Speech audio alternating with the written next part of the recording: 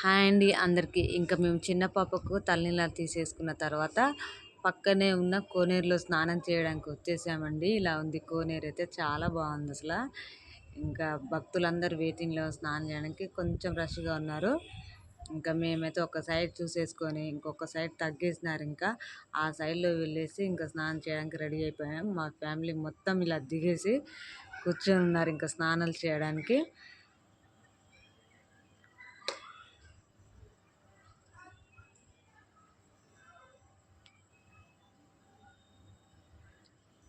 ఇంకా నేనైతే నా నెత్తి జుట్టు మొత్తం విప్పేసుకుంటున్నాను స్నానం చేయడానికి.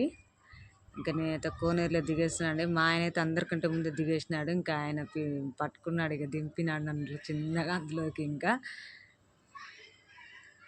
ఇంకా ఇలా స్నానాలు చేసేస్తున్నాను. ఇంకా మొత్తానికైతే మా చిన్న అబ్బాయి చూడండి ఎలా వాటర్ వెళ్తున్నాడో. వాడిని ఎంత పిలిచినా రావట్లేదండి కోనేరులో స్నానం చేయడానికి, అస్సలు రావట్లేదు.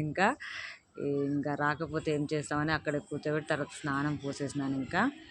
ఇంకా నేనైతే కోనేరులో 3 సార్లు మునిగి తేలిపోయాను. కొంచెం భయం వేసింది, లోతు అనిపించింది. మా ఆయన చేయి పట్టుకొని ఇంకా 3 మునకలు వేసేసానండి. ఇంకా ఇలా మునిగాను 3 సార్లు.